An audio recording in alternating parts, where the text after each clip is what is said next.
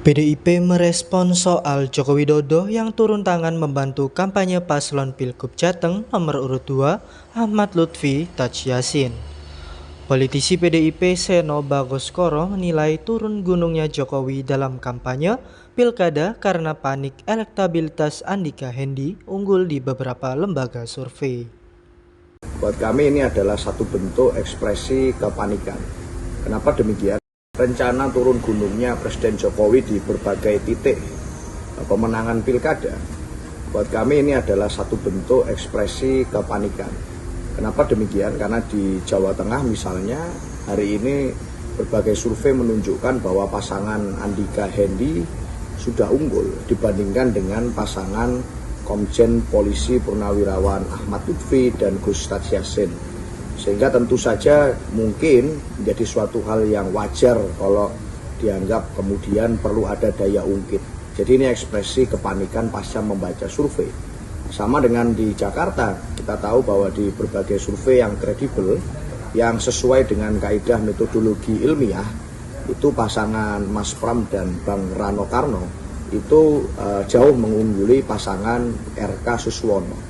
Sehingga tentu saja mungkin diperlukan cara-cara atau daya ungkit lain untuk bisa menandingi survei tersebut.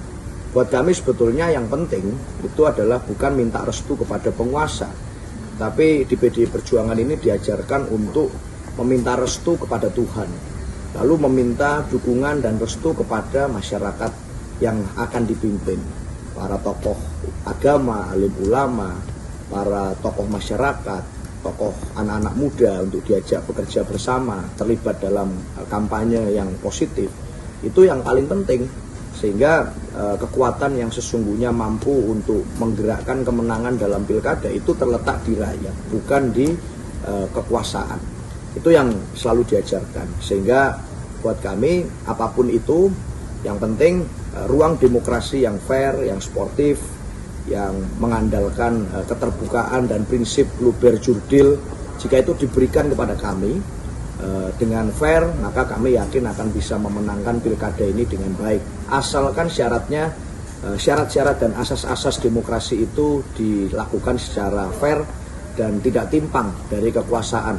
Karena kan gestur dari istana hari ini itu adalah sebenarnya arahnya adalah pemerintah tidak boleh intervensi. Kita tahu ada larangan penyebaran bansos sebelum pilkada, lalu ada juga kemudian perintah agar aparat yang tidak netral dari Mahkamah Konstitusi itu amanatnya adalah ancaman pidana.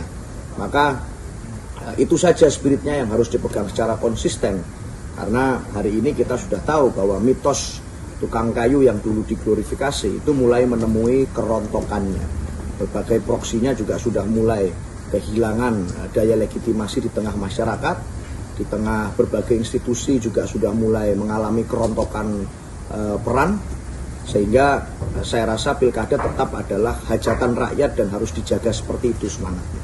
Itu saja, demikian, terima kasih.